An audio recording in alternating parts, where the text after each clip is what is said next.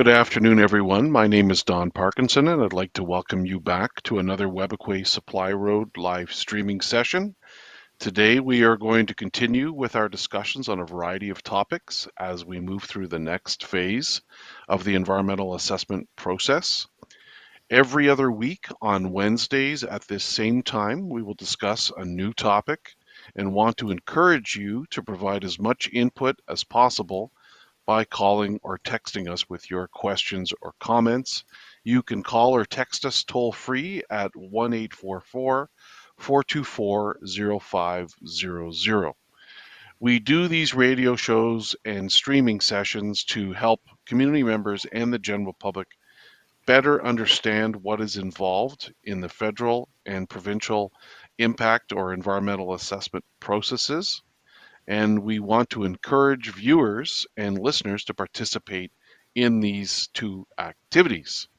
With me today is Marion Tibor McMahon, who is the Deputy Project Manager for ICE on the Webequie Supply Road project. Good afternoon, Marion. Welcome back for another session. Good afternoon. Yes, happy to be here again. Got a lot to cover. A lot to cover this week, Marion. We sure do. We have a lot of topics. So today's session is called socio-economics. And in this session, we are going to talk about the activities associated with the socioeconomic studies that are a big part of the environmental or impact assessment work on this project. So hopefully this will help community members understand the purpose of these studies and how important it is to participate actively in these studies. We need your input. So let's get started, Marion. And maybe you can, or if our team can move to slide 2. And Marion, if you can do a quick run through of what we're going to cover today. Sure. So we have a lot to talk about, all related to socioeconomics. So we'll just give everyone a brief overview of what socioeconomics is. We'll talk about the study plan, valued components, the local and regional study areas, how baseline data will be collected. We'll give an update on the community surveys, as well as focus groups and key informant interviews. We'll talk about our secondary information collection, gender-based analysis, plus the socioeconomic data collection program that's going on right now. And then we'll talk about identifying potential socioeconomic effects and mitigating potential negative effects as a result of the project, and how engagement and consultation all ties into this. And of course, our next topic for our stream in 2 weeks' time. So before we go further, let's talk briefly about where we are now in the planning process and exactly what socioeconomics is. So if our team can move to slide 3, please.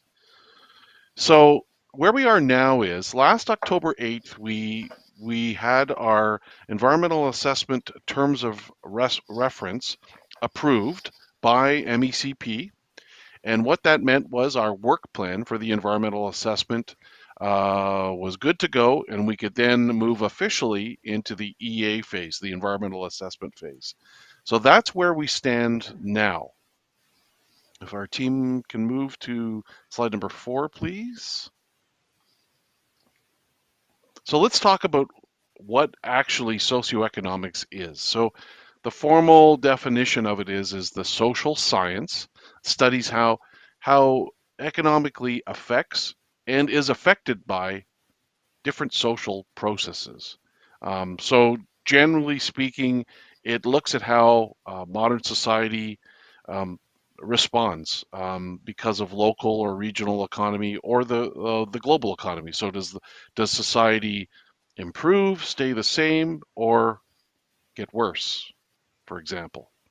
So Marion, why don't you now talk a bit about the socioeconomic study plan, which is basically the detailed technical plan for the socioeconomic studies that'll be undertaken as part of the environmental or impact assessment. Sure. So the socioeconomic study plan describes the various socioeconomic topic areas that will be studied, as well as the boundaries within these topic areas that will be studied. So it guides our processes as well for gathering information and data, and how are we going to be assessing potential socioeconomic effects. And really, too, it also presents a way for us to coordinate and meet the regulatory requirements for the socioeconomic study, because we have to follow what's in the tailored impact statement guidelines for the federal impact assessment, as well as what was put out in the approved terms of reference. So we are sharing the plan as well with communities to seek their feedback and input on the study plan. So that way we are capturing what it is that they want us to study as well. So let's move now to talk about the things to be studied that are important to community members. And these are also known as preliminary valued components. So we say preliminary because are the ones that have been put forward as part of the terms of reference, but we may identify others in the process of conducting the environmental assessment. So let's have a look at some of these and discuss what some of these are. So they would include things like population and demographics, which is like a breakdown. So it's things like age, gender, sex, or sorry, age and gender, things like that. Um, then there's housing and accommodations. So what is the demand for housing? What is the supply of housing available? Um, the quality of the housing. How many people are living in houses typically? There's also things like social services and infrastructure, supply and demand for education, childcare. Then there's the hard infrastructure like water, waste, energy, and communications. There's also transportation. There's then there's something else which is becoming increasingly important, and that's community well-being and safety. And that includes something called social cohesion. Cohesion is a word you're going to see a lot in probably in our documents, and that means sort of togetherness of the community, unity of the community. So social cohesion, culture, participation in social events or cultural events in the community. Then there's the other other aspects: domestic violence, physical or sexual assault, air quality, and noise. As you can see, it covers a broad range of considerations. There's also land use compatibility. There's recreation and tourism, provincial parks and protected areas, these designated areas, these areas that are reserved, and then the regional and local economy as well. So there's a lot of preliminary valued components, as you can see. And this probably won't be all of them by the end of the environmental assessment or the impact assessment. So, Marion, maybe you can tell us now about the many communities that are planned to be involved in the socioeconomic studies, because there are a number of them, right? If we can move to slide Yes, number, 7. yes, that's the one. Yes, thank you. Yes, thank you, tech team. So we have 22 communities that we are engaging with on our project. And we've divided the 22 communities into what we call local and regional study areas. So communities in our local study area, they've got yellow dots there on the map.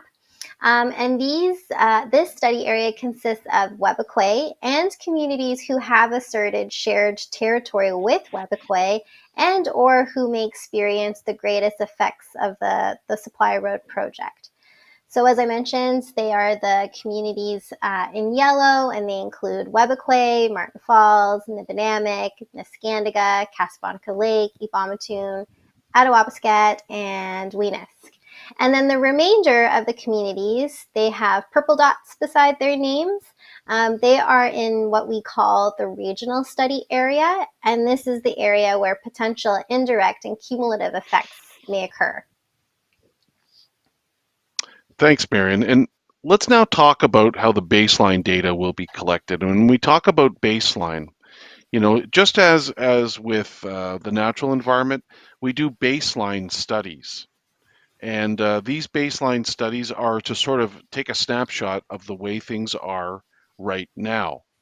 So let's look at how baseline data will be collected as part of this project. So it's collected from two different kinds of sources, types of sources, the primary and secondary. So secondary sources are not direct or first-hand ones. These are examples of these would be studies or books or articles. So, for example, when in relation to Webequie, they've done previous studies on where they've assessed the condition of housing in the community or a non-reserve land use plan. So those would be examples of secondary sources. And primary sources are direct or first-hand sources that you get through something like an interview or a survey directly from the people in this case. So most communities will be completing surveys online, as Marion sort of talked about before, or at community consultation events.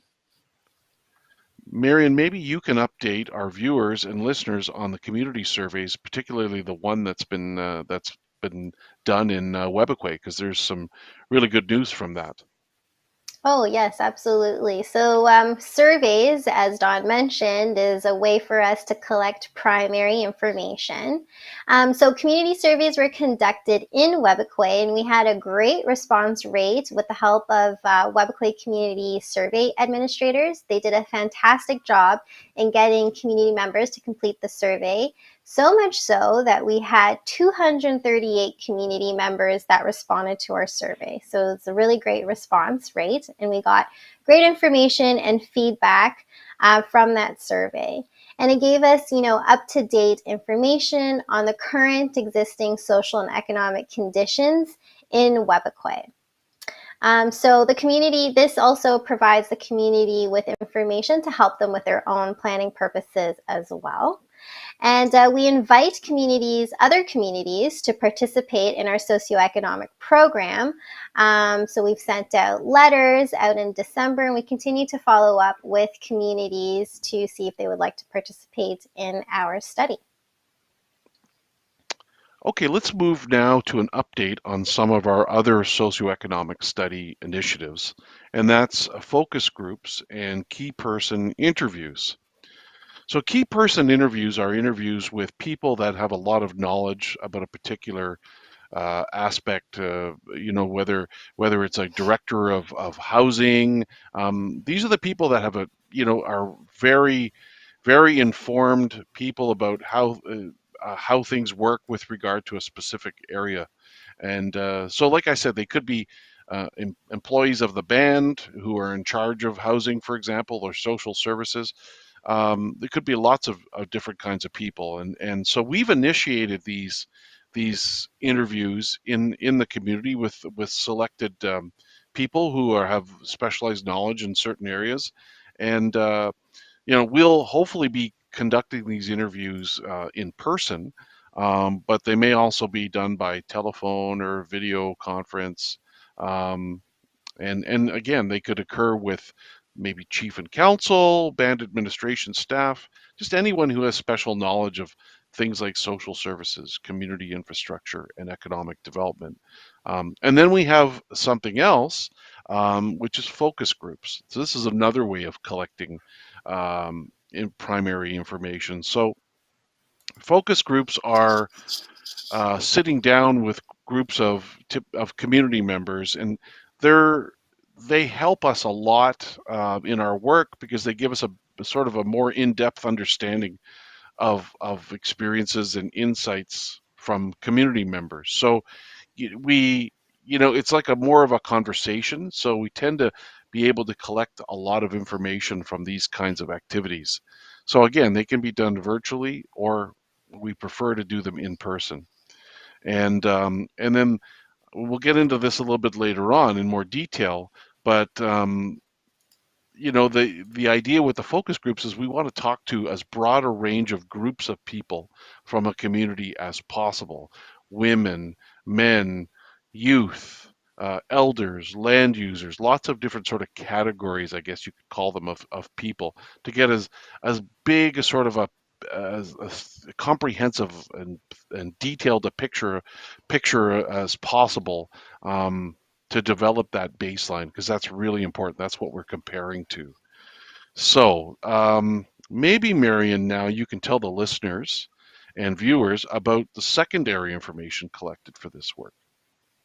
Sure. So our team has conducted a desktop research to collect secondary information for the socioeconomic baseline study. And they used published data such as government websites, indigenous community websites, municipal websites, and other open source data to identify demographics, community infrastructure, social services. And then any areas where we don't have secondary information, that's where we're going to use primary information and try to collect information that way by speaking to community members or through the surveys to fill in those gaps. And so information will be collected for all the 22 Indigenous communities and groups where available or accessible, of course. So if our team can move to slide 12, please.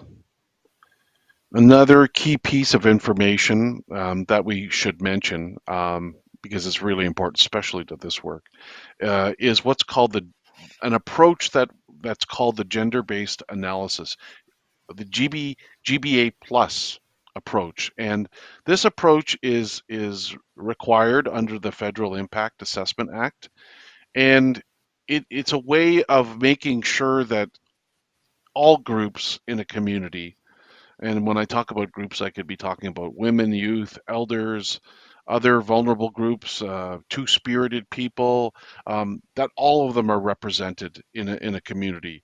And so, because there's historically the historically developed power structures, you know, have biases in them, and this allows, as again, as comprehensive a baseline as possible to be developed, because you're getting the perspective of all the different types, groups of people that make up a community. And so this is really important.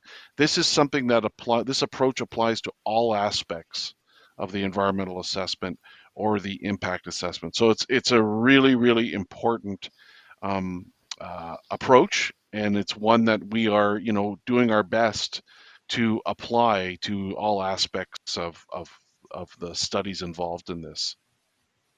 Marion, maybe now you can walk us through the socioeconomic data collection program. Sure. So, as I mentioned earlier, the project team is looking for participation from the 22 Indigenous communities to gather socioeconomic information, because we want to have a comprehensive understanding of what those current socioeconomic conditions are in the communities, both in the local and regional study areas. And so we continue to follow up with Indigenous communities to confirm their interest in the program, so that way they can participate through the surveys, as you were mentioning, or the focus groups, or the key informant interviews. Thanks, Marion. And if our tech team can move to slide 14, please. So this is the identification of potential socioeconomic effects. So we spend a lot of time doing the data collection. And the reason why we do the data collection is to develop a baseline, which is that snapshot, which is trying to understand the way things are now. Because in order to be able to see if there's any effects or impacts of the project, we need to know the way things are now. Because as we collect this information, our technical teams can start to identify potential impacts, right?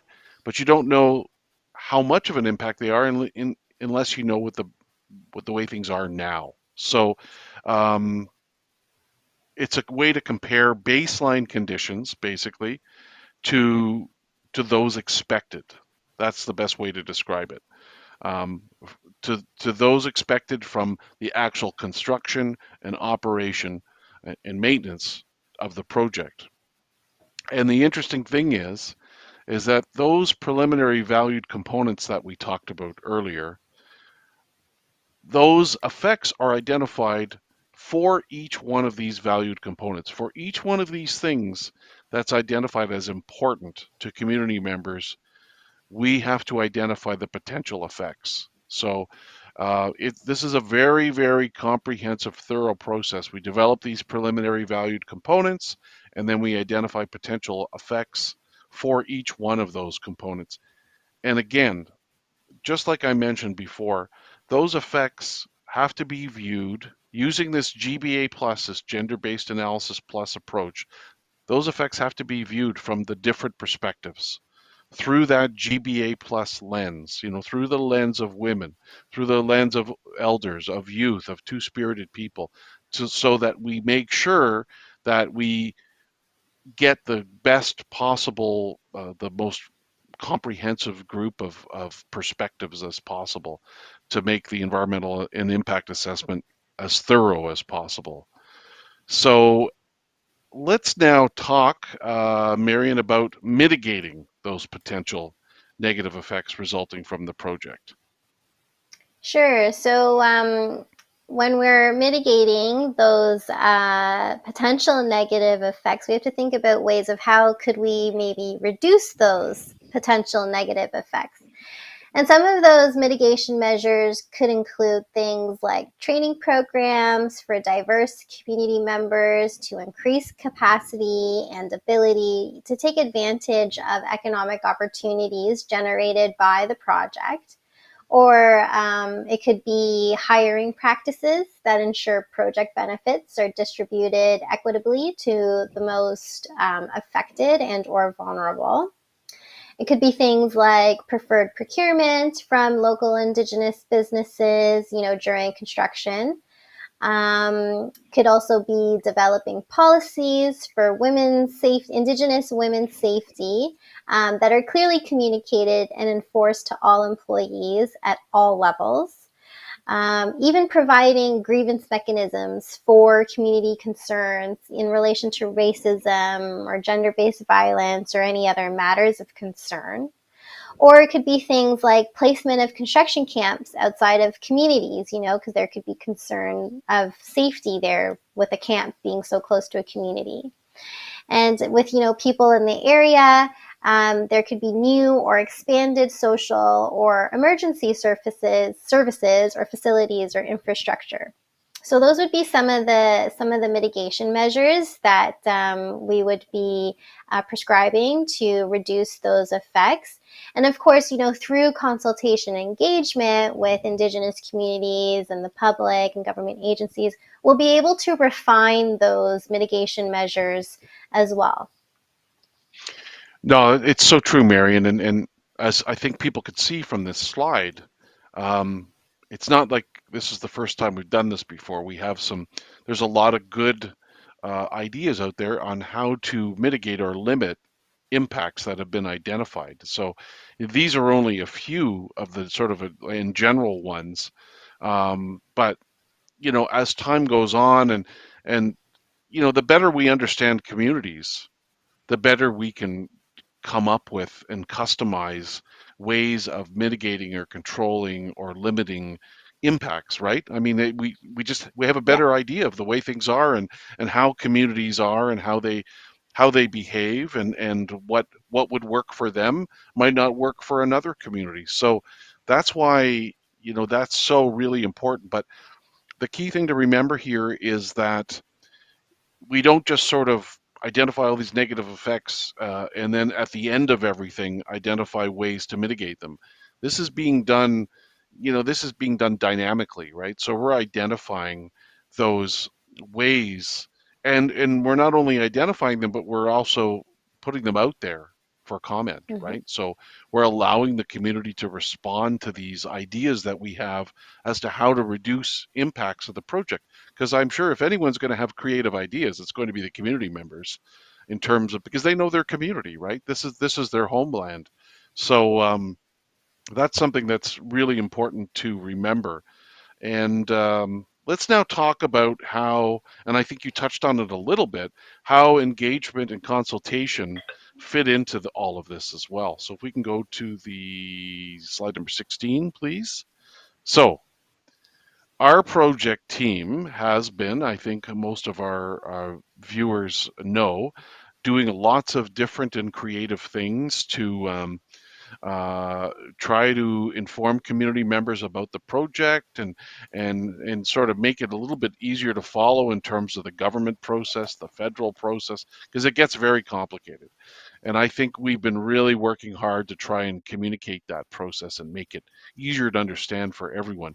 We've also been working hard to try and take the technical information and translate it into something that people can understand and translate it into plain language so they can understand some of the issues associated with the project. And so we've developed various products such as fact sheets. We have a project website which has a ton of information on it. Um, we have everything there. We have public notices, we have notification letters. We are in regular communication with all the communities that we are consulting and engaging with on this project. Weekly communication, right, Marion? I mean, we're doing weekly correspondence, right? So that's That's formal right. communication. But we're also getting emails and texts from community members and we respond to these as well too. So there's lots of opportunities for engagement and consultation. And the project team is going to engage with communities on gathering IK as well, on gathering Indigenous knowledge, and on exercising Aboriginal and treaty rights and interests. So there's a lot of, this is a very open and transparent process. And Mhm. so constantly through this, right, Marion, it's not just at the milestones when No, we look for input, is it? It's all no, through the it's all entire through it. process. It That's is. right. So, that's one thing I think we want to make clear to everyone. And I think the input of community members in establishing that baseline and as thorough baseline as possible is really critical, isn't it, Marion? It's very important. That's right. Because we want to make And sure we're understanding the current conditions as it is right now, so that way we can, do a proper effects assessment when we're studying that, right, in the socio-ec impact assessment. that's right. So, the whatever you've got, whatever information you've got, please try to provide us with that, and we will factor that in, put that into our picture. And as you said, Marion, the more sort of better picture that we can develop of the way things are now, the better we can identify any possible potential effects. So there's a lot there. There's a lot there. We covered a lot of material in a short period of time, Marion, didn't we? We sure did, but we made it with just under 2 minutes. Yes, we made it. Yeah, we're on time here. So that wraps up today's Webequie Supply Road discussion, and you and I will be back again in 2 weeks. And Hmm. in 2 weeks, we're going to talk about another interesting topic, human health, right? Oh, that's right. That's going to be an interesting one for sure. So don't miss April 20th for Human Health. Yeah, and we've had Webequie community members help us on the human health side in gathering samples and giving us ideas as to which species of plants and animals to get samples from. So, they're part of this. The community's been part of this effort so far, and they'll continue to be. So that wraps up today's session, and we'd like you to join us again, as we mentioned, in a couple of weeks. And please visit our website at supplyroad.ca or visit us on social media at WFN Supply Road, because our door is always open to your questions and comments. We got a lot of information that we're making available. If you have any suggestions as to how we should do things, we look forward to that as well. So we will talk to you again in 2 weeks on April 20th at same time, 4:30 p.m. And don't forget our radio show on Wawate Radio Network at 2:30 to 3:30 p.m. as well on the same day. So thank you for joining us, and we'll see you in 2 weeks. Miigwech.